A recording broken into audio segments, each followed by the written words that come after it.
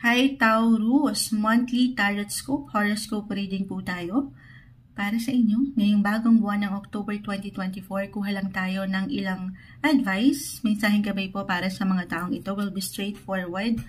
Hopefully, para sa mga Taurus, anong kailangan marinig ng mga taong ito ngayong buwan? Message. Taurus, anong kailangan marinig ng mga taong ito? Ayan, may ilang doggies. May ilang doggies na actually, para sa ilan, oo nga, tama ba? Ayan, may bumagsak na. Ang dami nito. Kunin ko lang itong nasa unahan. Wheel of Fortune reverse, and then kukunin ko yung dito. About sa dogs, sa pets.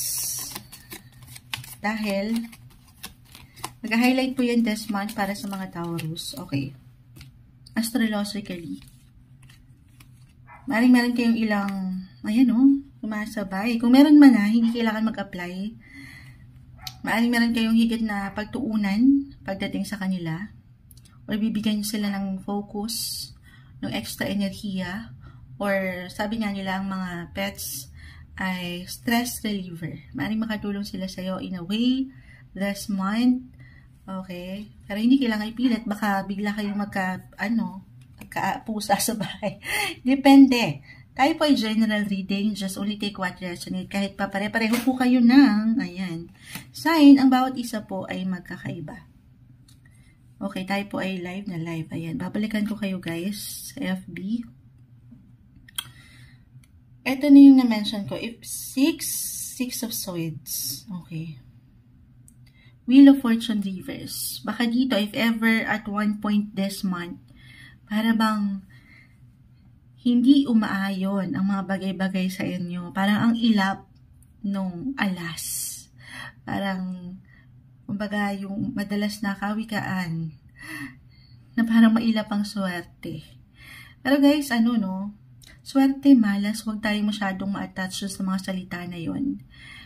Dahil ang mahalaga naman, ang lahat, swerte ka, okay? Yun lagi natin itatanim sa ating isipan na swerte ka, may swerte ka. Para yun yung higit yung matanggap, ma-manifest. Okay? Pero dito kasi Wheel of Fortune, at one point lang naman, baka sakali, very normal ang buhay. Wheel, umiikot, ups and downs, highs or lows, hindi madali. Pero patuloy na pagsabay sa inyong mga buhay, life in general. Judgment card. Okay. Marahil higit kayong magiging judgmental. Charot. Hindi. Merong kaliwanagan. Merong renewal or dalawa lang to. May parang yung fresh starts, kumbaga. Yes, merong magtatapos. Kasi in order for you to have that fresh starts, new beginnings, kailangan meron kayong i-let go. Meron kayong i-release. Ito hindi kailangan laliman po. Napakalawak nito. Pwedeng ito may patungkol sa inyong sektor ng relasyon, pag-ibig, trabaho, o yung kayo mismo, your well-being, physically, mentally, emotionally, meron kayong i-release. At ito yung, yung ilang unhealthy, okay, or unhealthy approach nyo sa buhay, unhealthy ways, unhealthy relationship, ito yung tatalikuran ninyo. Ito yung kailangan yung tapusin. Or maybe a reminder na to for some of you, lalo pa kung parang nag-iiwan lang ito nung parang baliktad ang mundo. Yung hindi magaan, hindi madali. And maybe kailangan mong paangatin talaga dito yung pagiging judgmental mo sa mas practical. Hindi laging puso. Okay, gamitin mo rin daw yung iyong pagiging wise. Para to sa'yo rin. Okay? Para rin sa iyong patuloy pa na growth in life. Page of Swords. Ay, the Wheel of Fortune pa lang.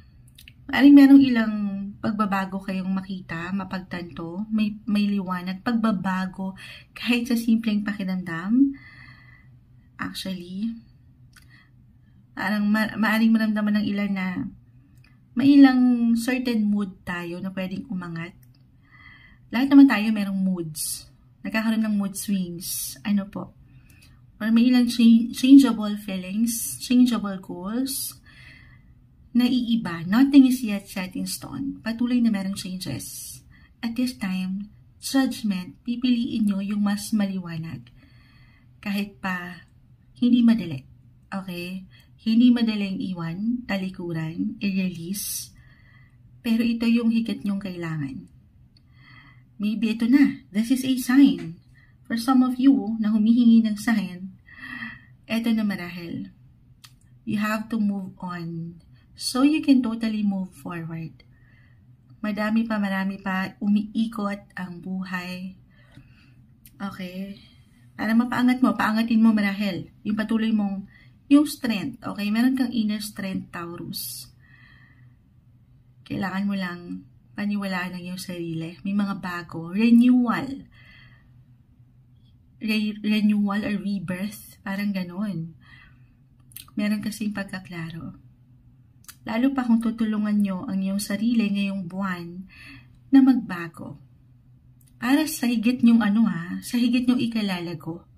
At hindi dito sa posisyon kung saan if ever mag-apply yung hindi magaan at nakakapagpaiwan lang nung ayoko nung word yung salitang malas. Alam mo yon, minsan na pag-iiwanan tayo ng ganong salita dahil hindi perfect ang buhay. Nakakaramdam tayo nung hindi kadalian.